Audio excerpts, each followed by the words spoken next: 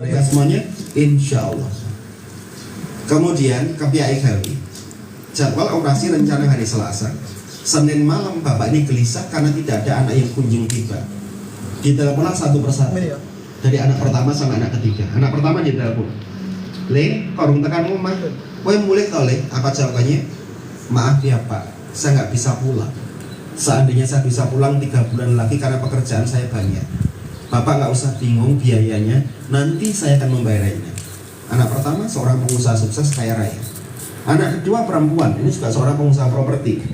"Nduk masmu reso mulai, kowe mulai ya nduk ngancani bapak operasi, mboten saged Pak. Kalau seandainya saya bisa pulang, paling 2 bulan lagi saya bisa pulang. Bapak nggak usah bingung biayanya, saya pesankan kamar presiden suite. Presiden suite itu 1 malam itu 17 juta. Kalau orang nggak mampu, nggak mungkin Pak untuk membayar 1 malam 17 juta seperti itu untuk kamarnya saja." Anak ketiga ditelepon itu, "Le, Mbak Yimu karo masmu ra iso mulai, kowe tulung mulai ya Le ngancani bapak. Ngapunten Pak, tercepat saya bisa pulang itu 1 bulan lagi. Karena saya lagi ekspansi proyek, saya di luar negeri Pak. Bapak nggak usah bingung masalah biaya, malam ini juga saya transfer ke rekeningnya Bapak." Bapak ini nangis. Kemudian saya peluk, tangannya tremor Pak, ndredeg. Saya tanya, "Anak-anak sibuk semua ya Pak ya?" "Bukan itu Pak yang penyesalan saya." "Kenapa Pak?" "Saya merasa gagal dalam didik anak." Padahal dengan tahu 3 anaknya itu sukses semua, nggak ada yang miskin sama sekali. Tapi Bapak ini mengatakan apa? "Saya merasa gagal dalam didik anak." Kenapa kok Bapak bisa ngerti kok seperti itu? Saya teringat dulu waktu anak saya lahir, saya gendong, tak kumandangkan kalimat tauhid di telinganya. Harapan saya lenduk, kelak di kemudian hari jadilah anak yang soleh-solehah, yang ngesang nyuarga ke wong tuamu. Dan saya ingat betul Pak, saya lihat ini banyak bapak-bapak yang antar jemput anaknya sekolah dan sebagainya seperti itu. Tapi ketika bapaknya berkalang dengan maut, kisah ini mengingatkan tidak ada satu anak pun yang datang untuk mendampingi bapaknya operasi. Kemudian pulang dari rumah sakit itu saya nyetir nangis Bapak Ibu. Karena apa? Belum lama ini saya teringat, saya takziah, saya melayat karib saya, sahabat saya meninggal. Dia dimakamkan sudah berkalang dengan tanah. Tidak ada anaknya yang datang. Karena apa? Anaknya masih sibuk dengan urusan dunia. Baru 3 hari, baru 7 harinya baru datang. Silakan cermati. Nanti di masyarakat banyak kisah seperti itu Bapak Ibu. Kemudian saya renungkan kejadian-kejadian ini. Selesai sholat, saya baca hadis. Hadis riwayat Ibnu Majah dan hadis riwayat Bukhari Muslim tentang kisah dan fenomena ini. Saya teringat mungkin kisah ini sangat fenomena sekali ya. Jadi saat itu Rasulullah bertanya dengan para sahabat selesai berdakwah, "Wahai para sahabat, tahukah kalian yang disebut dengan mandul?" Para sahabat menjawab, "Ya Rasulullah, bukankah mandul itu orang tua yang tidak punya anak?" Apa jawabannya Rasulullah? "Bukan wahai para sahabat." "Lantas mandul itu apa ya Rasulullah?" Dengarkan, mandul itu adalah orang tua yang memiliki anak, tapi orang tua tersebut tidak mampu menjadikan anaknya soleh-solehah, dan anak tersebut tidak bermanfaat bagi agama Allah. Itu mandul. Jadi orang tua yang mandul bukan perkara orang tua yang tidak punya anak, tapi orang tua tersebut tidak punya anak yang soleh-solehah, dan anak tersebut tidak bermanfaat bagi agama Allah. Itu yang pertama. Dan ayat kedua ini yang membuat saya nangis Pak. Ternyata tidak semua doa anak itu mustajab, dikabulkan doanya oleh Allah, kecuali hatinya waladun solihun. Ingat, ketika urusan anak Adam selesai dengan dunianya, 3 perkara yang menyelamatkan, salah satunya doa anak yang soleh-soleh. Sekarang tak ajak muasabah. Misalnya Pak Bu, anak kita ahli maksiat, sholat tidak mau, sama orang tuanya berani ngapusi karo wong tuanya. Misalnya, naudzubillah min dzalik. Hari ini kita dipundhut menghadap Allah dan kita meninggalkan anak yang ahli maksiat. Meskipun dia nangis menyolatkan jenazahnya orang tua, tapi doa dia nggak sampai. Karena apa? Hatinya kotor. Ibaratnya sinar matahari terhalang oleh awan, maka sinar matahari akan tembus sampai ke bumi. Jadi singkatnya, saya tidak pernah kiptoh, saya tidak pernah iri. Putra Ninjana mau jadi apa saja silahkan. Mau jadi direktur, mau jadi komisaris, mau jadi apa silahkan. Saya tidak pernah iri. Saya lebih iri Jenengan itu punya anak, anaknya soleh-solehat dan kelak doanya nyampe menjadi syafaat buat Jenengan. Itu yang saya irikan. Jadi Bapak Ibu silahkan muasabah. Ini menjadi pukulan telak saat ini. Bapak Ibu silahkan lihat ketika takziah, banyak anak yang tidak lengkap karena anaknya masih sibuk dengan urusan dunia. Padahal selama ini Kita gadang-gadang anak, mengantarkan anak sampai dia mendapatkan surga dunianya seperti itu. Tapi ketika orang punya diwafatkan Allah untuk memandikan jenazah orang tuanya yang terakhir saja, tidak ada dan tidak sanggup. Ini menjadi fenomena yang cukup menarik untuk kita renungkan dengan tema yang saya sampaikan pada hari ini. Kisah nyata, terus story. Artinya saya dapat pelajaran dari seorang pasien. Saya tidak pernah menyangka Bapak Ibu mendapatkan pelajaran dari seorang pasien. Jadi ternyata ilmu itu kita bisa dapatkan dari manapun sumbernya. Jadi ini yang pertama menjadi mukaddimah, menjadi sebuah pembahasan yang akan saya bahas dengan tema pada hari ini. Nah sekarang mari kita renungkan Bapak Ibu, kenapa birrul walidain, anak yang berbakti sama orang tua, dari Gen Z ini nanti Gen Alpha itu susah sekali. Apa penyebabnya sebenarnya? Ini komitmen kita yang salah Bapak Ibu. Kalau menurut pendapat saya ingat waktu saya kecil atau mungkin jalan kecil, saya itu makan daging saja itu ketika ada kenduren Pak. Ini kalau kenduren saya nggak makan daging, ya. Makan telur itu mungkin didadar, bisa saja telur itu dibagi menjadi 4 dan rotong seperti itu. Iya buatan. Nah karena kita pernah mengalami ngerkoso seperti itu, akhirnya kita menikah. Ketika kita menikah, semuanya lebih baik, kondisi bangsa ekonomi lebih baik, kondisi kita lebih baik daripada orang tua. Komitmen kita apa? Secara psikologi ini yang salah. Ben aku sing ngerkoso, sing penting ojo anakku. Ini cara paradigma yang salah. Sehingga zaman kita dulu waktu mungkin SMP kelas 7 atau 8 sudah mandiri, gosok sendiri, nyuci sendiri, semuanya sendiri. Anak-anak sekarang itu masih serba sama orang tuanya karena orang tuanya terlalu ngeman. Sehingga secara mental anak-anak Gen Z dan Gen Alpha ini rapuh. Jadi berawal dari sini Bapak Ibu. Sehingga saya mau katakan ya, sebenarnya bahasa cinta itu tidak ada selamanya dengan kata-kata sayang. Secara parenting saya sampaikan pada jenengan. Selama ini kita selalu diajarkan tolong, maaf, terima kasih untuk mendedikasi anak. Tapi saat ini di parenting ini mau saya sampaikan, bahasa cinta tidak selamanya dengan kata-kata sayang. Saya ambil contoh nyata. Kakak dan adik itu kadang kalau ketemu berantem, Bu. Mereka berantem satu sama lain. Tapi coba dipisah satu sama lain, nyari nggak? Nyari. Itu bahasa cinta yang sebenarnya secara psikologi bisa kita terjemahkan seperti itu. Nah, Nyun Sewi, saya mau tanya sama Bapak Ibu. Ibu kalau suka membentak anak, menghukum anak, jenengan itu sebenarnya membenci anak apa tidak? Tidak, jenengan tahu nggak? Kenapa secara naluri tiba-tiba kita marah sama anak? Orang yang marah itu orang yang khawatir loh. Contoh ada induk ayam sama anaknya, kita ganggu anaknya, kita ambil anaknya, induknya marah enggak? Marah, kenapa induknya marah? Karena induknya khawatir, anaknya mau diambil. Sama kemarahan kita adalah kemarahan yang khawatir sama anak, marah yang takut sama anak, maka kadang kita marah sama anak. Dan Yun Sewu, inilah cara Allah ambil alih. Sebenarnya saat kita membentak anak, saat kita teriak-teriak di depan anak, itu sesungguhnya jenengan tanpa sengaja sedang melatih mental anak. Cuman ada caranya, bukan marah yang ngawur. Karena Islam agama yang penuh dengan adab. Kenapa bisa begitu? Coba Yun Sewu ya. Kalau anak tanpa shock terapi semacam ini, ketika dia berbaur sama temannya, dia dihina, dia dibully. Kalau jenengan memanjakan anak terus, dia nggak kuat secara mental.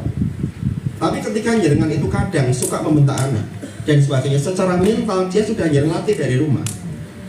Jenengan tahu pel itu pahit rasanya, tapi khasiatnya luar biasa. Obat itu nggak enak, tapi berkhasiat buat badan.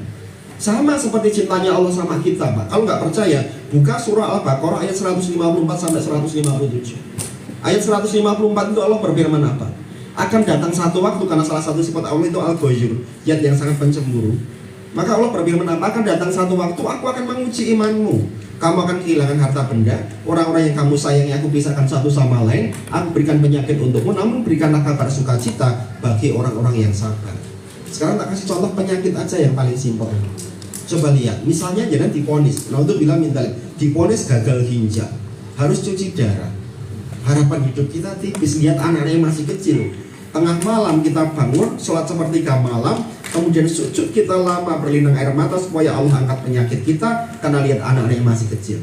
Tapi lihatnya saat kita nggak sakit Bapak Ibu, kadang kualitas sholat kita itu nggak ada. Apakah harus nunggu sakit sampai ibadah kita berkualitas? Karena Allah itu cara mengundang hambanya, maka hamba itu dikasih sepucuk surat cinta yang namanya ujian, supaya hamba itu datang dengan penuh kerelaan hati supaya dekat sama Allah. Hati-hati dengan ini semuanya. Allah akan menguji iman kita, karena salah satu sifat Allah itu al-ghayyub, yang sangat pencemburu. Maka dosa yang tidak terampuni oleh Allah itu apa? Ketika kita mensekutukan Allah, karena Allah itu zat yang sangat pencemburu. Dan dalilnya saya sampaikan dalam tafsirnya, saya katakan kalau cinta jenengan kepada suami jenengan itu melebihi cinta jenengan pada Allah, saya pastikan pintu ujian akan ada di suami jenengan atau pasangan jenengan. Kalau jenengan mencintai anak berlebihan melebihi cintanya pada Allah, saya pastikan pintu ujian akan datang dari anak jenengan. Kalau jenengan mencintai dunia ini berlebihan sampai meninggalkan ibadah jenengan, sedekah jenengan, saya pastikan pintu ujian akan datang dari situ. Maka apa yang jenengan genggam, Allah akan semakin lepaskan. Konsepnya seperti itu. Karena Allah akan menguji keimanan kita itu sampai di level mana. Itu sesungguhnya harus kita pahami. Jadi saya katakan bahasa cinta itu tidak harus dengan kata-kata sayang Bapak Ibu, tapi sebaliknya ada permata yang indah. Allah berikan kado istimewa yang disebut masalah. Masalah itu dililit, dan nanti ketika kita bisa melepas masalah, kita bakal melihat mutiara yang indah di balik masalah-masalah yang Allah berikan pada kita semuanya. Oke. Nah, ini Bapak Ibu fenomena yang cukup menarik yang kita diskusikan pada hari ini, yang banyak di antara kita tidak paham. Coba saya berandai-andai ya Bu, kita lihat ladang pahalanya. Bapak Ibu punya anak terlahir langsung solih maupun solihah. Dari mana jangan dapatkan pahala kesabaran? Penaan Bu, dua anak dari si cilik sampai gede langsung solih maupun solihah. Jangan begitu menikah suami jangan langsung solih. Dari mana jangan dapatkan pahala kesabaran? Ingat Bu, ini adalah ladang pahala yang tersimpan yang luar biasa. Ada 8 pintu aroyan yang bakal kita ketuk. Ada 8 pintu surga yang bakal kita ketuk. Tidak hanya melalui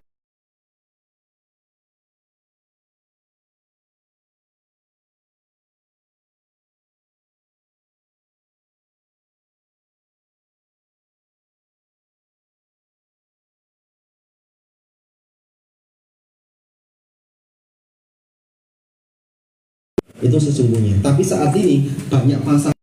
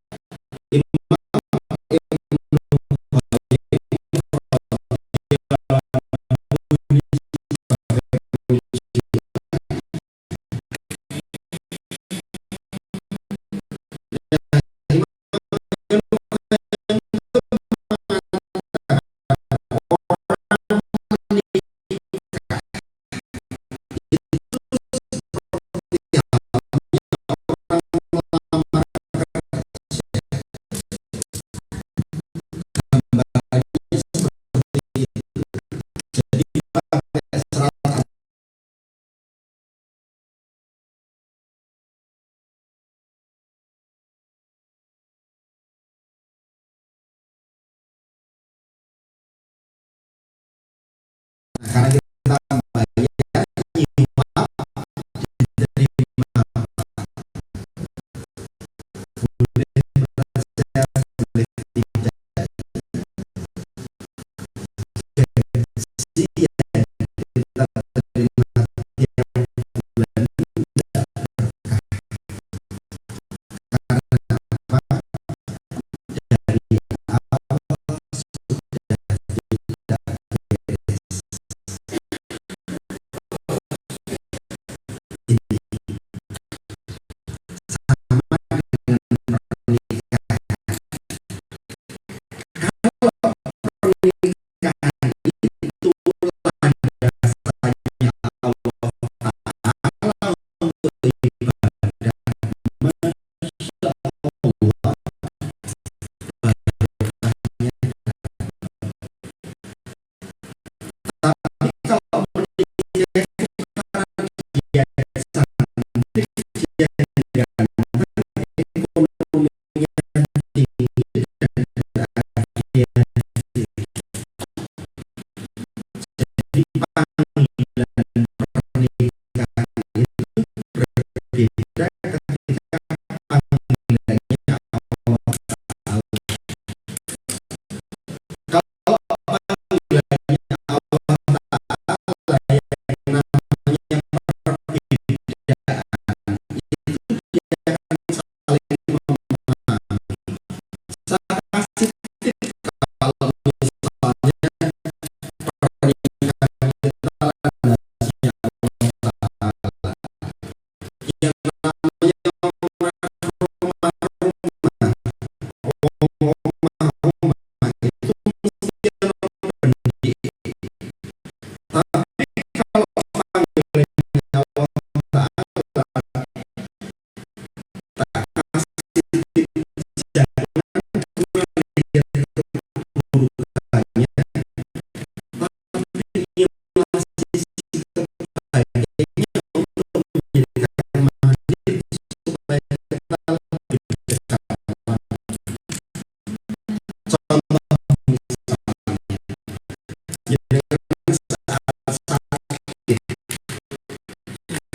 jenengan di apa namanya, dibelokkan sama suami, semuanya disuapi dan sebagainya seperti itu. Ingatlah kebaikannya. Kalau ingat keburukannya, lama-lama tetap rendah terus. Coba ingat kebaikannya dengan pasangan kita yang selama ini mungkin pernah dilakukan sama temannya, menjadi magnet yang luar biasa. Tapi kalau ingat keburukannya, itu akan menjadi sebuah masalah yang luar biasa, dan diamnya, renggangnya akan jumlah masalah.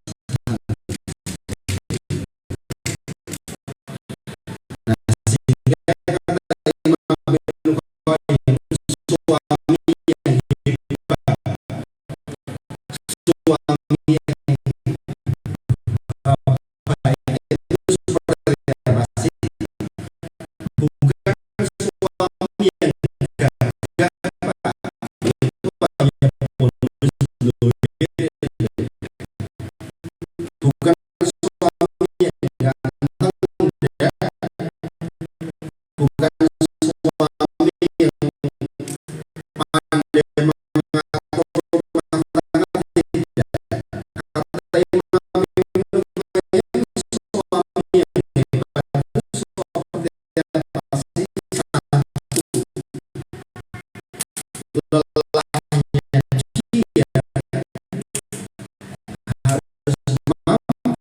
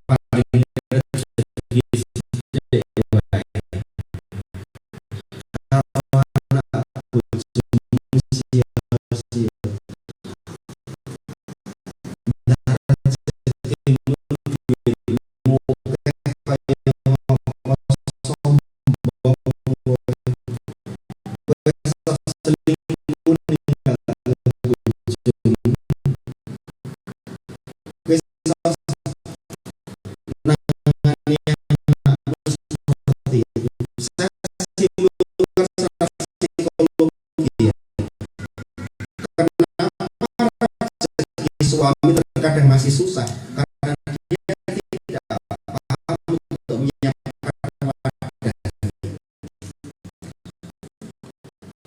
Contoh ya, Allah paling tahu jenengan duwe rezeki 100 karo 50, pola hidupnya berbeda.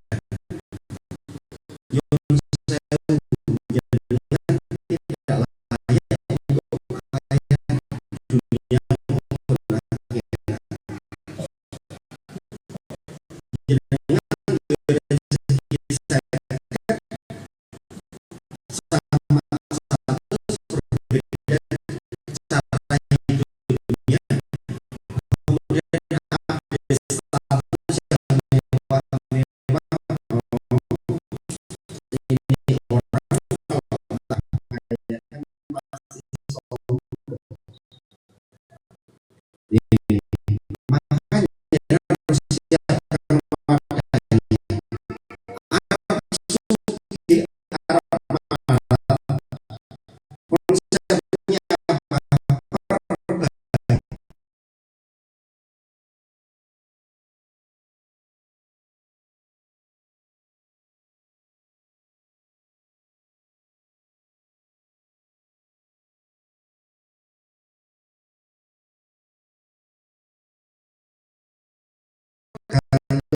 Wadahnya kok secara psikologis seperti itu. Nek wadahnya apik, karena Allah itu nggak cuma bisa disuap dengan sholat saja loh. Allah paling ngerti seharusnya menusuk biji jiran apa yang mau kita ucapkan. Allah itu baca pikiran manusia. Tolong ya ya, ibadah itu juga ada dohir, tapi ibadah batin, ibadah batin dua-duanya sinkron. Jangan selalu mempeng ternyata gaweane dengan ria, gaweane ujub, gaweane gibah, nggak bisa. Jadi ibadah batin jenengan tidak ada, ibadah dohirnya dapat, ibadah batinnya dapat. Maka sebenarnya konsep ketika kita nyuwun sama Gusti Allah itu apa? Konsepnya sederhana. Jangan pernah minta dunia. Konsepnya secara psikologis saya katakan begini, kalau yang minta akhirat, saya katakan mesti dunia itu. Nek nyon dunia, dunia itu akhiratnya belum tentu itu rugi. Maka konsepnya menyusun surga, perbuatan surga itu apa? Jadikan anak-anak saya soleh solehah, jadikan saya orang yang tawadhu istiqomah. Masya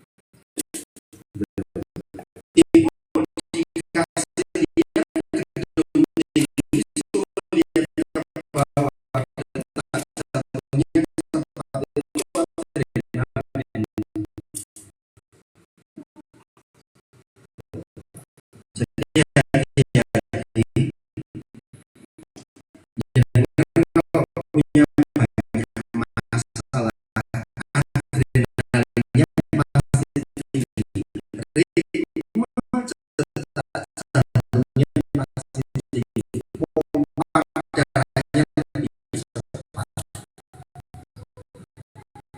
hormon jadi yang kedua namanya kortisol. Ini hormon stres.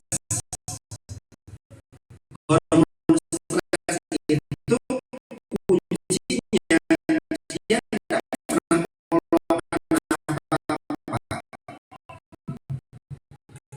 Maka kasih tip ya, kalau punya masalah itu yang membedakan kita sama orang dewasa sama tidak itu di mana masalah itu biasa, yang luar biasa apa? Respon masalah. Yang luar biasa apa? Responnya. Jangan punya masalah, jangan nangis, teriak-teriak, maaf, umur itu oke, dewasa belum tentu.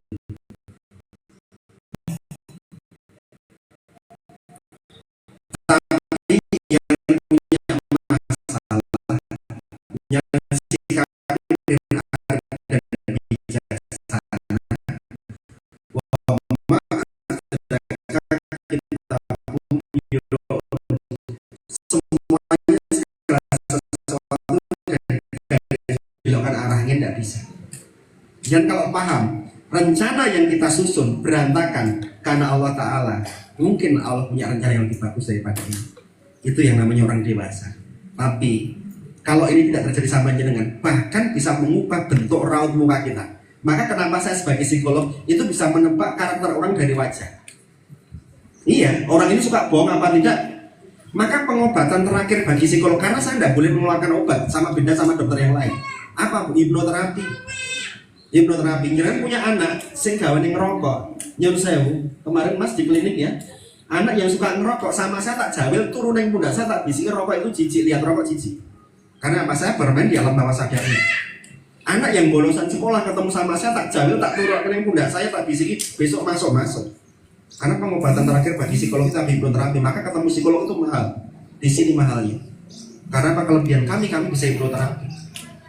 Nih. Jadi kami bisa baca karakter orang. Maka tadi saya matur ya, kalau dia itu punya banyak masalah, itu bisa mengubah raut mukanya dengan bu. Boknya pakai skincare model apapun, sing larang kayak maupun terdetek. Maka kalau rasa banyak syukurnya itu yang menjadi apa? Tawadu sama istiqomah. Orang yang hebat itu apa? Jangan itu difitnah orang, direndahkan orang. Dalam Islam kan diajarkan. Salah satu doa yang mustajab itu apa? Ketika kita didolimi sama orang. Ketika yang didolimi sama orang, yang itu sing mengadu sama Allah, bukan melawan secara dohir, maka doanya termasuk doa yang cepat sekali mustajabnya. Sampai orang bingung untuk mencelakai jenengan. Karena jenengan adalah orang yang berpasa, dekengane pusat, sehingga sama Gusti Allah seperti itu. Iya, tapi kalau yang lawan, sia-sia bu, energi, emosi yang sia-sia. Maka tadi kenapa saya katakan rasa syukur itu aja mau neng lambe dok, aja mengucapkan kalimat amin. Tolong rasa syukur itu cerminan dalam perilakumu sehari-hari. Sing perlu dengan rasa syukur seperti itu. Saat ini yang saya usaha psikologi, saya banyak melihat orang itu banyak yang pura-pura bahagia. Contoh ya, kecil saja, pirsani, garwo jenengan, suami jenengan, itu kalau di depan rumah nggawe kopi, nyeruput kopi, atau yang suka ngerokok, yang ngisep rokoknya banter, itu sebenarnya bukan dia senang dewi, tapi sebenarnya itu pikirannya banter, sebanter serumputannya kopi itu untuk membahagiakan orang rumah itu. Iya, itu kan untuk bagaimana memanage dirinya. Jadi orang itu banyak strategi untuk membuat dirinya bahagia. Ada juga pak naik motor pakai handsfree teriak-teriak, itu udah bahagia, simpel sebenarnya bahagia itu. tergantung bagaimana kita menyikapi bahagia. Maka tadi sama atur, yang membedakan orang dewasa sama tidak itu di mana? Ketika sama-sama punya masalah, Pak. Kalau jangan punya masalah menyikapi dengan biasa, nyuwun sewu, jangan orang hebat. Tapi jangan kalau punya masalah menyikapinya dengan cara luar biasa, pangapunten itu ukuran iman jangan terukur itu lah, terukur Bang. Wis konsepnya Pak jalani, nikmati, syukuri, itu paling enak. Insyaallah menjadikan umur kita lebih panjang lagi, Allahumma amin. Itu. Nah, tadi kembali ya ke ibu yang menyusui tadi, Bu. Kenapa kok anaknya rewel? Ini logika medisnya. Ketika endorfinnya nggak ada karena ibunya stres, kortisol sama adrenalin itu jadi satu. Satunya apa? Asam klorida. Nah, lambung jenengan itu ada asam kloridanya sebanyak 1700 cc. Ya. Tapi fungsinya asam klorida itu apa? Nah, ada yang tahu nggak fungsi asam klorida di lambung apa? Yang sudah dapat pelajaran, angkat tanganmu, tak kasih door prize. Fungsi asam klorida pada lambung itu buat apa? Ayo, ada yang tahu? Kenapa lambung kita harus ada asam kloridanya? Ada yang tahu nggak? Angkat tanganmu, calon pemimpin hebat. Ada door prize nih. Asam klorida di lambung itu buat apa fungsinya? Hah? Ada yang tahu nggak? Menghancurkan makanan, betul. Membantu proses pencernaan, itu asam klorida. Termasuk membunuh apa? Bakteri atau virus. Karena apa? Allah itu paling tahu. Mana yang tadi jawab? Namamu siapa nak? Fahri. Nah, nanti hadiahnya ya, tolong dicatat tuh, hebat sekali. Belajar tuh, yang belajar ini setiap ditanya tiba-tiba langsung dapat pertanyaan, itu paham kayak gitu. Nah, salah satu fungsi asam klorida di lambung itu apa? Menghancurkan makanan, menghancurkan bakteri. Karena mata kita nggak mikroskopis, jangan cuci tangan, Bu. Makan itu masih ada bakterinya karena nggak 100%, Bu. Seperti itu. Sehingga ketika sampai di asam klorida itu dibunuh sama asam klorida supaya nggak jadi penyakit. Ini. Nah, bayangkan kalau asam klorida jenengan 1700 cc itu ditambahi karena stres jenengan, maka jadilah gastritis esophagus reflux, balik. Kalau baliknya ke paru-paru itu kalau di endoskopi dimasukkan kamera, maka lambung jenengan itu kayak ada nanah berengen yang nemplok nih itu. Jadi kalau dibesarkan kamera itu kayak nanah, kayak berengen ya, tapi nemplok ini yang esophagus, maka sesek nanti ambekan ini. Yang kedua, kalau nemplok ini jantung, namanya sikrosefenia, cemas, takut detak jantungnya tinggi. Dan pada kasus tertentu ada orang meninggal ketakutan, Pak. Bahkan nyon saya punya pasien dengar adzan saja ketakutan, Pak. Coba tak survei dulu jujur ya. Di sini yang punya penyakit asam lambung angkat tangan. Ayo. Nah, itu berarti orang yang tidak tahan uji. Latihan ndablek. Konsepnya latihan ndablek. Kita kayak utang ya duit disaurkan, duit langsuli. Seperti itu. Latihan ndablek karena cuma siksa. Ini contoh ya, satu masalah yang saya selesaikan. Saya kasih contoh. Barusan ada WA saya. Kemarin juga ada yang konsultasi gini. Ada seorang ibu konsultasi ke saya, Dok, suami saya selingkuh. Si ibu ini berharap saya menasihati. Ben ini, enggak, jawaban saya simpel. Sudah cerai saja. Kaget kan ibu ini? Kenapa, Dok? Loh, saya tanya sekarang. Ini kan udah berapa tahun? Sudah 12 tahun. Punya anak berapa? 3. Anaknya 3 ya. Oke, Bu, saya tanya juga sama jenengan. Kalau ada seorang suami, wis dia anak telu, nikahnya sudah bertahun-tahun. Kalau dia selingkuh, dia laki-laki baik apa enggak baik? Enggak baik. Kalau laki-laki baik enggak akan kayak gitu, Bu. Satu, tak simpan dulu ya. Kemudian saya tanya sama ibu-ibu, jenengan kenal nggak siapa selingkuhannya Bapak? Kenal. Wong dia itu teman saya. Berarti dia tahu kalau jadi istri saya. Tahu. Saya jawab. Saya tanya seperti ini, Bu. Menurut jenengan dia perempuan baik apa tidak baik? Jenengan, kalau menurut jenengan dia perempuan baik apa tidak baik? Tidak baik. Kata saya apa, lepaskan saja. Orang tidak baik akan ketemu sama orang tidak baik. Nikah orang berkah selamanya. Mau apa sih udah bisa ngeceh energi untuk orang yang tidak baik? Kalau orang baik pasti ketemu sama orang baik. Sibuk saja dan dani awak. Urip pisang apa tiga loro-loro seperti itu. Nek wong apik mesti ketemu sama. Betul mboten kita nek. Betul. Maka konsepnya apa? Sibuk saja mapai diri ojo sampai kemakan hati, Bang. Mengurip seperti itu. Nek orang baik pasti ketemu sama orang baik. Semua skenario sudah diatur sama Allah. Lantas bagaimana dengan anak-anak? Anak wis go rezeki dewi-dewi. Ojo mikir sing kedawa-dawa. Paham ya? Jadi banyak orang yang kadang mengharap saya memberikan nasihat. Loh, kalau misalnya orang baik semacam itu, laki-laki yang baik nggak akan dia selingkuh. Karena apa? Dia mempunyai anak terus sing cilik-cilik. Mau pokok dia selingkuh? Orientasi pernikahannya untuk apa? Itu harus dievaluasi kembali. Maka parenting semacam ini sangat perlu dan penting Bapak Ibu. Jadi saya berharap parenting semacam itu yang rawuh itu jangan hanya seorang, suami istri. Banyak kok yang bersaksi dari parenting, akhirnya rumah tangganya lebih baik. Anaknya ya sekolah, orang tuanya ya sekolah juga sama-sama. Ada manfaatnya sehingga support program dari sekolah kan lebih bisa berjalan lagi seperti itu. Jangan kecewa nggak rawuh ke parenting menikah Bapak Ibu? Yakin? Insya Allah seperti halnya ketika kita wafat, ditanya si fulan ini orang baik apa tidak baik, maka ketika dia baik, maka sama saja pahalanya dia mendapatkan sholat seperti halnya disolatkan oleh 40 orang baik seperti itu. Ya. Jadi kalau ada hal yang baik tingkatkan. Nah jadi kesimpulannya ya Bu, kalau jangan menyusui, jangan banyak pikiran anaknya rewel bukan karena jin, ya karena hormon yang jahat yang menguasainya. Sekarang fakta yang lain, saya pernah melakukan riset.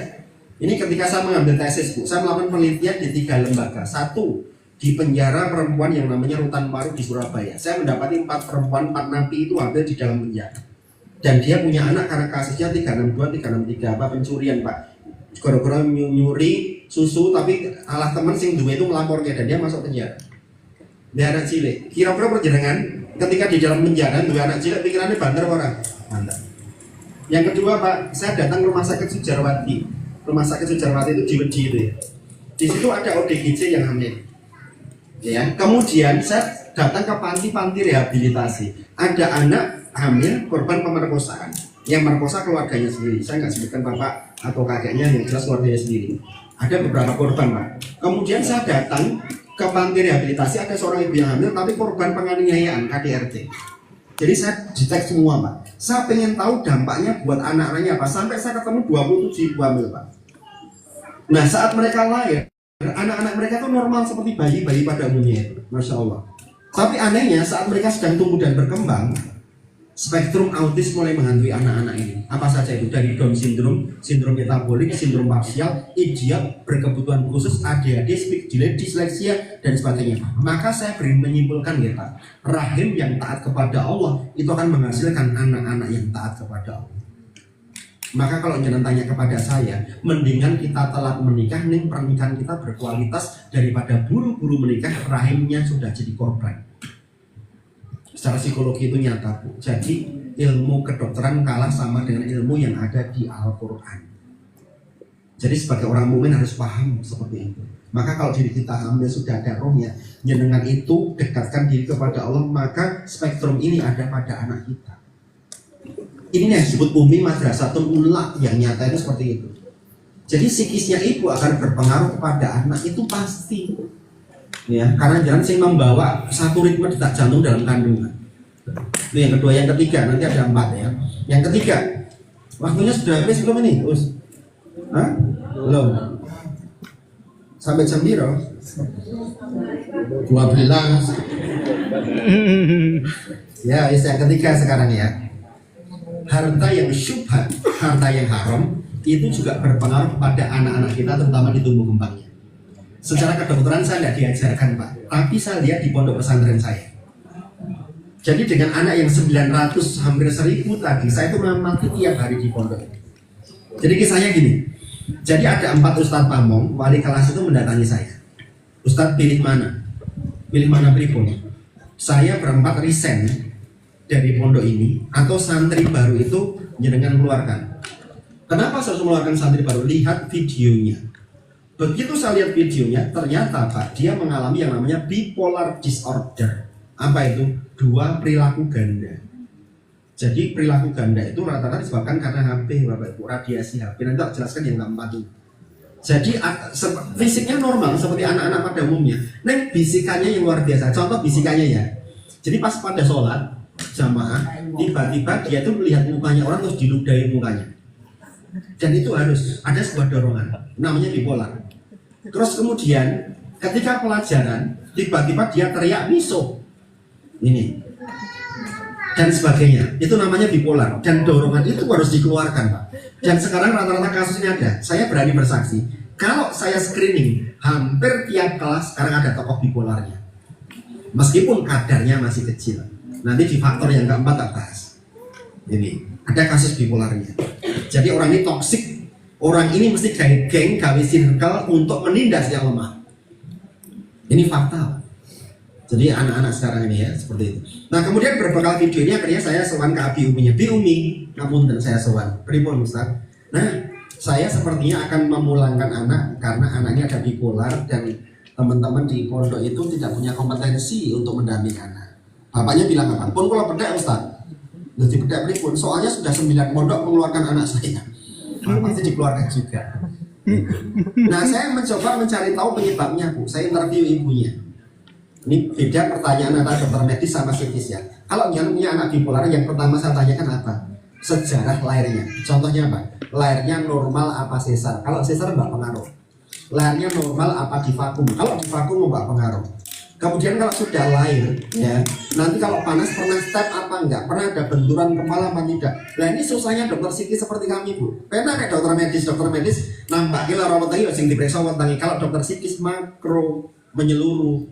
Sebab bipolar itu belum tentu penyebabnya hanya dari HP saja. Pola asuh bisa, pemecahan kromosom waktu ketemu sama sel telur ya bisa. Faktornya banyak seperti itu. Nah Masya Allah Bu, saya tidak menemukan apa-apa. Ternyata anak ini pun juga tidak bermain HP. Secara teori medis gadok orang ketemu.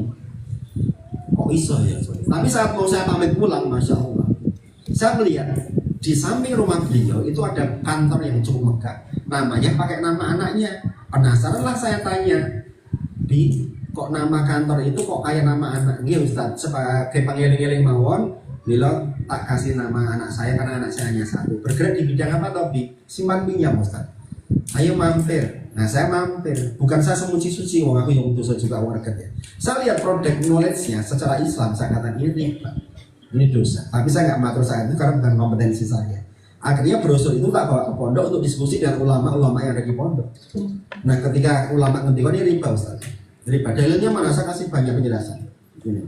Kemudian saya ditanya ini punyanya siapa? Wali santri kita. Jihad Ustaz. Jihad pripun? Tolong matur sama orang tuanya suruh menghentikan usahanya, kalau tidak anaknya akan seperti itu kata ulama di pondok. Gitu. Saya pun siap matur ya rawani itu kan. Kemudian wah saya buatan mantun Ustaz. Kalau nyali tidak berani membiarkan maksiat sama aja dosa maksiat itu nyali gendong. Aduh, bener dosanya dewe kabutan kok gendong dosanya uang gitu kan. Akhirnya semalam itu saya nggak bisa tidur, pagi-pagi saya telepon Bi Umi ngapunten. Pripun Ustaz? Sepertinya saya membatalkan pernyataan saya. Loh kenapa? Saya nanti akan bertanggung jawab untuk menggula mentah anak. Tapi saya hanya minta syarat. Syaratnya apa Ustaz? Tolong hentikan usaha jangan marah dia. Apa hubungannya usaha saya sama anak saya? Pun ngeten mawon ampun duka kula tak sowan malih. Nah, saya sowan sama ulama-ulama yang ada di pondok ini. Pulau bingung saya jelasnya pulau prank. Tak pripun? Di sini ada warung soto baru, enak. Ayo kita jalan-jalan. Nah, tak ajak makan, Pak. Selesai makan akhirnya tak ajak sowan. Saya minta tolong untuk mendakwai beliau. Nah, ternyata dakwah dia. Tapi kan beliau itu kecewa, tapi ternyata ngendikan Ustaz, saya minta waktu 14 hari saya akan menghentikan usaha saya. Masya Allah. Hari ke-6 saya waktu di Malang, dia telepon Ustaz di Malang, nanti pulang mampir. Nah waktu saya mampir Bu, tempat usahanya itu sudah direnovasi untuk menjadi semua layan yang syarif. Bahkan saya lihat MMT-nya ada program untuk sedekah kaum duafa termasuk anak yatim. Akhirnya singkat cerita ya, saya pantau pakai kamera Pak. Saya pakai kamera lihat ternyata anak yang mau saya keluarkan ini, Masya Allah, yang tadinya nggak mau sholat, kalau sholat ganggu itu malah bangunkan teman-temannya sholat sepertiga malam. Itu saya punya rekaman video. Yang kedua, kalau pas wayah adzan, muadzin di masjid besar kami itu nganggur karena apa? Mic-nya masjid itu dipegangi sama dia supaya dia terus yang adzan, jangan sampai muadzinnya. Itu yang kedua. Yang ketiga, penghafal juz tercepat angkatannya dia di kelas itu dia Pak, yang mau saya keluarkan. Dan yang keempat, saya berani bersumpah, ternyata anak yang bipolar ini tanpa saya terapi, tanpa saya obati sembuh dengan sendirinya. Karena apa? Aliran harta yang syubhat, aliran harta yang haram sudah diputus. Jadi dasarnya adalah tobatan nasuha. Ingat Bapak Ibu, orang tobat itu belum tentu nasuha. Orang zikir belum tentu khusyuk dari hatinya. Orang mengucapkan kalimat hamdalah kadang hanya di bibir saja. Maka kalau tobatan nasuha itu bisa memutus segalanya. Karena nasab itu nyata loh Bapak Ibu. Kemarin waktu saya ngisi kajian ahad pagi, ada seorang bapak itu, waktu itu saya menjelaskan tentang nasab. Tiba-tiba berdiri minta mic. Kaget kan saya, mau belum dikasih kesempatan tanya jawab, tiba-tiba minta mic. Kemudian beliau sambil ketika semacam itu, Ustaz stop dulu. Kenapa Pak? Apa yang jangan katakan itu terjadi pada diri saya. Kok ngaten Pak? Belum lama ini saya tuh ditampar sama anak saya Pak di pipi kanan saya. Dan Nyun sewu ini kenapa terjadi? Wong saya itu tidak pernah kasar sama anak saya. Kemudian saya balik bertanya, Pak Nyun sewu, apakah jenengan pernah menampar orang tua jenengan waktu jenengan seumuran anak? Benar, saya pernah menampar bapak saya. Dan ternyata ini nasabnya, betul. Lantas apa yang harus kita lakukan? Tak bukakan dalilnya. Hadis riwayat Muslim. Allah berfirman apa di situ? Perbaikilah hubunganmu dengan orang tuamu, niscaya kata Allah, aku akan perbaiki hubunganmu dengan anak-anakmu. Jadi Bapak Ibu, jangan sekalipun, jangan kalau kecewa sama orang tua jangan undeh-undeh keburukan orang tua jangan di depan anak. Berarti jangan mengajari anak yang kelak anak akan melakukan sama seperti kita. Di depan anak jangan undeh-undeh keburukan mertua, dikempet, diindit, cukup jangan yang tahu, jangan sampai anak-anak. Karena kalau yang cerita sama anak-anak itu sama saja yang mengajarkan anak-anak pun akan melakukan hal yang sama kepadanya. Maka Allah berjanji apa? Perbaikilah hubunganmu dengan orang tuamu, maka kata Allah, aku akan perbaiki hubunganmu dengan anak-anak. Ada sesuatu yang harus kita kempit Bapak, yang cukup tahu kita sendiri, yang harus kita manajemen kita sendiri. Seperti itu. Paham ya Bapak Ibu? Nasab itu nyata, secara medis nyata itu nyata. Jangan menikah, tidak punya keturunan kembar, tapi pasangan jangan kembar, maka nasabnya ada yang kembar. Jangan tidak punya keturunan diabetes atau gula, pasangan yang punya keturunan diabetes atau gula, ada peluangnya anak kena diabetes. Nasab itu namanya. Lantas memutus nasab bagaimana? Ya, di hadis ini juga dikisahkan. Ya selain tadi, kalau orang tuamu sudah tiada atau nggak ada, ambil sholat sunnah 2 rakaat, sholat hajat, kemudian khusus minta ilaruhi, bukan wal jasati tapi ilaruhi untuk orang tua jenengan, kirim al-fatihah 3 kali, sedekahlah atas nama bapak atau ibumu, maka nasabnya akan putus dengan sendirinya. Seperti itu. Jadi nasabnya biar kita saja, jangan sampai anak kita. Bahkan Profesor Hasan mengatakan, beliau meneliti bapaknya pernah masuk penjara, tidak tahu patah najwa, anaknya bisa masuk penjara dengan cara yang sama. Bapak ibunya pernah cerai, nggak tahu patah najwa, anaknya pun bisa cerai seperti bapak ibunya. Maka cari tahu seperti itu nasab namanya. Maka putuskan, cukup kita saja, jangan sampai anak kita. Itu nasab. Nanti kalau ada pertanyaan silakan ditanyakan. Paham ya Bapak Ibu ya? Nah yang terakhir, yang keempat, ini saya birrul walidain itu gagal karena apa? Sekarang ini tentang HP atau gadget. Yang terakhir ya Bapak Ibu, nyun sewu, di pom bensin itu tulisannya matikan gadget atau matikan HP Bapak Ibu. Di pom bensin ada tulisan matikan gadget atau matikan HP. Hah? HP. Jadi bukan matikan gadget kan? Nah saya sampaikan kenapa kok yang dimatikan HP. Karena yang beresiko, yang mengalami radiasi tinggi itu adalah HP. Meskipun gadget yang lain banyak, harusnya kan tulisannya matikan gadget. Yang kita miliki itu kan tidak hanya HP saja. Ada yang punya smartphone, ada yang punya tablet, ya kan? Kenapa tulisannya matikan HP? Ini tak jelaskan. Indonesia masuk HP itu tahun 1994 ya, oleh Mendistek Habibie. Kemudian gelombang yang dipakai adalah gelombang transversal seperti HT, karena Indonesia belum punya base transmission station, belum punya tower. Ini seiring berjalannya waktu, Indonesia mulai impor. Mungkin jadi ingat handphone yang kita pegang itu namanya Siemens, Nokia, Samsung, ya kan, seperti itu. Dan perdananya pun mahal sekali. Ini. Dan sinyalnya juga susah karena BTS-nya hanya sedikit, gitu kan. Nah, seiring berjalannya waktu, gelombang transversal diubah menjadi satelit sendiri, namanya longitudinal. Ya. Gelombang longitudinal itu menciptakan gelombang elektromagnetik. Ada 4 gelombang, tolong tirukan ya, biar tahu ilmunya. Apa saja gelombangnya, nanti bisa masuk ke pertanyaan untuk kuis. 4 gelombang pada HP: alfa, beta, theta, gamma. Apa? Alfa, beta, theta, gamma. Ya. Kalau alfa, beta, theta itu hampir semua gadget punya, Pak. Dan itu radiasi yang aman sekali. Hampir semua gadget itu ada radiasinya. Ya, sepanjang semua ada cahayanya pasti menghasilkan radiasi. Alfa, beta, theta semua punya. Yang punya gamma itu hanya HP saja. Kenapa bisa begitu? Karena HP disetting sebagai alat komunikasi. Ya. Mari kita buktikan. Atau nanti silahkan lihat YouTube saya. Ketik aja Dr. Eri atau Ustadz Eri, di situ saya bikin percobaan. Saya bikin percobaan gejala kapilaritas. Jadi botol bensin penuhi seperti ini. Cari tisu, kertas, kapas atau kain, masukkan ke dalamnya, kemudian diteteskan keluar, merambat keluar. Bensinnya netes. Dekatkan HP jenengan. Kalau percobaan pertama saya dekatkan gadget semua, Pak. Ternyata tidak berdampak, yang berpengaruh hanya HP saja. Ya. Nah, saya tinggal HP saja di situ. Saya coba telepon HP dekat tetesan bensin berkali-kali. Alat yang namanya switch saya taruh untuk mengukur radiasi. Ternyata alat ini nyala tapi tidak pekat. Berarti radiasi itu ada tapi tidak pekat. Ya, aman masih. Terus yang kedua saya gunakan buat telepon balik dari tetesan bensin. Ternyata aman juga. Saya gunakan untuk Google karena Android kan sudah ada Google-nya. Lihat YouTube aman. Gitu. Tapi anehnya, ketika saya bermain TikTok atau bermain game online, ingat ya, TikTok atau game online itu diunduh pakai apa? Play Store. Aslinya bukan bawaan dari HP, ya kan? Yeah. Apa TikTok itu beli HP tiba-tiba ada kan? Enggak, diunduh pakai Play Store, ya kan? Begitu saya dolaran TikTok atau game online atau mungkin snack video atau sejenisnya yang pakai aplikasi, ternyata alat aplikasi ini pekat pak nyalanya. Sehingga tetesan bensin tadi berubah jadi uap menaik ke atas, jadi api, tarik air penjenengan. Sebenarnya HP itu kalau digunakan hanya sebagai alat komunikasi aman. Tapi ketika HP itu digunakan sebagai mainan, itu maka gamma itu akan bekerja menggantikan alfa, beta, dan theta. Jadi sebenarnya gamma itu akan bekerja ketika ada aplikasi baru yang bukan bawaan dari HP. Jadi sebenarnya gamma itu seperti ginjal cara kerjanya. Kenapa anak-anak sekarang banyak yang gagal ginjal? Karena kebiasaan yang salah. Anak TK PAUD diajak makan soto, bakso panas, tiba-tiba kasih es teh. Nah, Seger memang, tapi ternyata bukan lambung, tapi ginjal ini bekerja untuk menstabilkan suhu itu berbeda antara suhu panas dan dingin.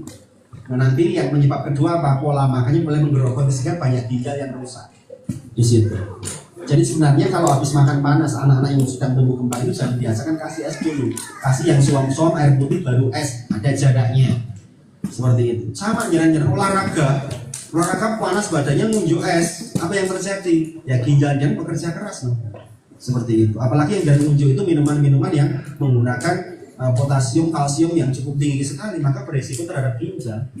Paling enak air putih. Kenapa zaman dulu orang pakai kendi lebih panjang ya? Karena ranggagas es, ranggagas apa kendi itu seger. Seperti itu panjang usia mereka. Nah ini, jadi ternyata ketika kita pakai Android itulah yang berbahaya. Mungkin kita bertanya loh Pak, berarti anak saya tidak boleh pakai, tidak boleh main game, tidak boleh main TikTok, siapa bilang tidak boleh. Ini ojo sekali-kali pakai handphone Android. Pakailah yang aman yang tidak punya gamma. Contohnya apa? Tablet. Itu kan lebar, biasa digorono-rono. Kalau mau larang sidik pakai smartphone, itu sudah terinskripsi end-to-end, sudah dilindungi. Pakai laptop, pakai televisi smartphone, itu tidak ada radiasi gamma. Ada radiasi tapi nggak punya gamma, kayak gitu. Kalau kita pakai handphone Android, itu yang merusak. Mas tolong putar dong pasien saya yang meninggal kemarin mas. Saya punya pasien 4 meninggal gara-gara HP Android. Android merosot. Kelihatan nggak Pak? Ini apa namanya, sponsor nggak jelas loh. Karena cahayanya efek. Ini orang Wedi Bapak Ibu, orang Wedi Klaten. Stop mas, ya, nanti tak jelaskan gimana. Stop. Iya, ini namanya bipolar itu kayak gini Bu. Sekarang dampaknya apa ya buat anak? Tak kasih 4 dampak buat anak-anak. Karena sekarang Pak, sebelum dampak dulu ya, anak sudah dikatakan kecanduan HP itu cirinya bagaimana? Sederhana Bapak Ibu. Jadi kalau pakai screening manual, pakai 2 jari seperti ini, nanti dibuktikan aja ke anak-anak. Dan saya katakan ya, ada pasien saya 1 bulan itu hanya pakai handphone selama 2 jam. Ini kena radiasi. Tapi saya punya pasien 1 hari dia pakai 6-7 jam orang kena radiasi. Kok bisa Pak? Jadi artinya sebenarnya tidak bisa diatur ritmenya kayak gitu. Oh nanti seminggu sekali tidak bisa. Lah faktornya sebenarnya karena apa? Imun anak Pak. Dia makan sayurnya mau apa tidak, buahnya mau tidak, olahraga mau ora. Lah itu faktornya pengaruhnya gede banget di situ. Nah dia suka rebahan, olahraga orang gelem, mangan sayur orang gelem, apa dolanan HP, tak jamin rasa diperiksa jelas radiasi. Ya jelas itu radiasi. Cara memeriksa radiasi pada mata anak bagaimana? Pakai 2 jari. 2 jarinya seperti ini, tolong Pak, kita dakwah bareng-bareng di masyarakat. Kalau ada anak, tolong jadi tangan panjang kami dari tim medis, pakai 2 jari seperti ini, diturunkan ke bawah. Ya. Coba Mas, saya minta tolong satu relawan, nanti dikasih door prize juga. Tunjuk Bu, salah satu anak aja, biar tahu Bapak Ibu caranya. Satu anak maju ke sini, Sini Mas, minta tolong sebentar. Biar Bapak Ibu tahu nanti bisa dipraktekkan di rumah. Ayo calon pemimpin siapa? Saya gitu. Saya mau seperti ini. Buat contoh aja kok. Saya kayaknya udah merah. Sini Mas, ya kamu. Iya. Anu laptop terus. Iya. Ya, enggak apa-apa, buat contoh aja. Nah, ini jarang HP, Bang. Ya, cara ngeseknya pakai boleh 2 jari, 1 jari boleh. Saya pakai tangan kiri, maaf ya. Lihat ke sana. Nah, seperti ini Bu, pakai 2 jari ditambahkan seperti ini. Terus anak suruh lihat atas, lihat atas. Nah, lihat atas Mas. Lihat atas, kita buka matanya seperti ini. Kalau ada garis merah dari atas ke bawah tanpa putus, itu jelas radiasi. Kenapa bisa begitu? Karena main HP-nya sama tiduran. Jadi sebenarnya main HP untuk anak tumbuh kembang itu jangan sama tiduran. Karena radiasinya 4 kali lipat. Jadi kalau negara-negara maju Pak, yang sudah paham ilmunya, kalau main HP itu duduk. Bahkan Singapura itu berdiri. Kenapa harus berdiri? Karena orang ngadegnya yang kesel ya. Jadi nek lungguh ya kowe dolano, beradaptasi lah. Nah, anak Indonesia bahan turun HP makanya betah seperti itu. Kita ini nggak tahu loh Pak, kita ini dijajah kembali oleh orang-orang yang sengaja seperti ini supaya generasi kita seperti ini. Maka penyuluhan semacam ini sangat penting sekali. Jangan membiasakan anak tidur rebahan sama main HP sampai usia berapa? 19 tahun baru aman ini. Kalau orang dewasa nggak kena radiasi karena imunnya sudah terbentuk. Semakin jelas itu anak TK PAUD jalan gini kan yang suka main HP semakin jelas itu. Jadi semakin muda usianya itu radiasinya akan semakin kelihatan. Jadi bentuknya garis. Saya jelaskan ya. Halo. Ya. Kalau garisnya itu lebih daripada 3 dari atas ke bawah, itu sudah mempengaruhi perilakunya. 1, konsentrasi belajarnya terganggu. Yang kedua, emosinya tidak stabil, itu tak jamin pasti. Ya. Dan biasanya radiasi mata kanan dan mata kiri itu tidak sama. Karena kebiasaan rebahnya kemana dia main HP. Gitu. Karena ini kita tidak pernah diajarkan yang strategi seperti ini. Silahkan cek kalau ada di posyandu atau apa dan sebagainya seperti itu. Coba nanti Pak Agus mana tadi Pak Agus ya? Pak Ketua Komite Di masjid. Kan masjid. Oh, baru Zoom. Coba dan nanti kapan-kapan SMP IT Insan Cendekia ngundang sekolah untuk screening gratis ya untuk anak-anak SD yang rencana kan mau datangkan kelas 6 tuh ini. Nah, screening gratis nanti pembacaan hasilnya di SMP IT Insan Cendekia. Sepakat ya? Kita semua yang bareng-bareng ya Bapak Ibu ya. Nah, jadi nanti kita datangkan anak SD yang mengadakan program screening medis dari mana SMP IT Insan Cendekia seperti itu. Sepakat ya? Oke, nanti kita lakukan seperti itu. Nah, Bapak Ibu nanti kita sendiri anak-anak mau pulang kena radiasi apa enggak? Nah Dok, kalau sudah di atas 3, apa yang harus kita lakukan? Maka ketika kami ada di situ nanti kami kasih tetes, Pak. Kami kasih tetes dan selama seminggu tidak boleh main HP. Nanti hilang sendiri. Seandainya kena radiasi butuh waktu 6-7 tahun lagi. Seperti itu. Maka ini tindakan preventif, tindakan pencegahan untuk anak anti radiasi, bukan pakai kacamata. Pakai kacamata tidak menjamin Bapak Ibu, itu hanya bisnisnya orang-orang itu. Ya, tidak ada kacamata anti radiasi. Tidak ada lensa anti radiasi, nggak ada saya katakan. Ya, karena itu langsung bertahan pada mata. Nah sekarang dampaknya langsung tak kasih 3 aja yuk dampaknya. 1, bipolar. Ya. Kalau bipolar itu apakah jadi radiasi? Tidak. Kalau bipolar itu rata-rata dari apa yang dia lihat Bapak Ibu. Contoh nih, bipolar itu gini, gambarannya. Saya punya telur raja wali atau telur elang. Telur raja wali atau elang ini pulau ngeremnya tenggane pitik. Dingremi ditetesi pitik. Netes. Ketika netes bentuknya seperti raja wali atau pitik. Karena dongeng dok raja wali, bukan seperti pitik ya Mas. Karena dongeng dok raja wali. Ya, ketika netes bentuknya seperti raja wali. Jangan tahu Bu, raja wali itu kan bisa terbang tuh. Tapi sampai dia mati perilakunya seperti apa? Jadi anak-anak sekarang itu tergantung pembentukan karakternya dari apa yang dia tonton. Kenapa? Karena medsos itu berbanding lurus dengan otaknya manusia. Contoh kalau nggak percaya, saya punya TikTok, Nyana punya TikTok. Scroll bareng, isinya kode-kode. Isinya sama apa enggak? Beda. Kenapa kok beda? Karena FYP-nya video TikTok itu tergantung algoritmanya otaknya. Yang pagi ini curiga sama suami, boleh percaya boleh tidak, isi FYP-nya seperti itu nanti. Itu yang terjadi. Iya. Kemarin saya tes anak kelas 4, 5, 6. Kita sampel berapa kemarin? 2 ya. 22. Kita ambil sampel 22. Tak suruh bawa HP atas izin sekolah. Tak screening itu. Saya secara acak ambil sampel 2. Anak kelas 4, kelas 5, 2, kelas 6, 2. Saya scroll TikToknya. Apa yang dikatakan dia? Stop pak, stop berhenti pak. Karena apa? Isinya FYP TikToknya itu tentang seks semua. Bayangkan bagaimana moral anak itu tidak rusak karena yang ditonton seperti ini. Jadi dia punya potensi seperti Raja Wali, tapi potensi ini terbenam gara-gara yang ditonton seperti itu terus. Itu bipolar. Paham tidak? Itu bukan karena radiasi, tapi karena apa yang dia tonton itu akan mempengaruhi perilaku anak. Karena rata-rata nyun sewu tidak ada sex education. Contoh ya, pangapunten nanti juga pamong-pamong yang ada di pondok juga hati-hati. Screening yang saya lakukan di pondok rata-rata apa? Penyimpangan seksual. Pendidikan seks itu penting Bapak Ibu. Karena ketika ada kasus pedofil atau sodomi, ya, itu tidak tertangani, maka korbannya akan menjadi pelaku berikutnya. Seperti itu. Saya kasih kasus di Gunung Madu sana, di Darussaja. Kemarin saya ada menemukan kasus yang luar biasa seperti ini. Ya. Jadi Bapak Ibu, ini contoh. Jadi apa yang dia lihat itu akan menentukan karakter anak kita. Jadi kalau jangan mau lihat karakter anak kita, lihatlah apa yang dia lihat. Yang sering muncul apa? Itu akan menentukan. Bipolar itu seperti ini. Nah sekarang tak kasih kasus bipolar yang ada di video. Jadi bipolar ini terjadi pada anak ini lagi dolanan game, ini harapan mabar ceritanya karo konsol.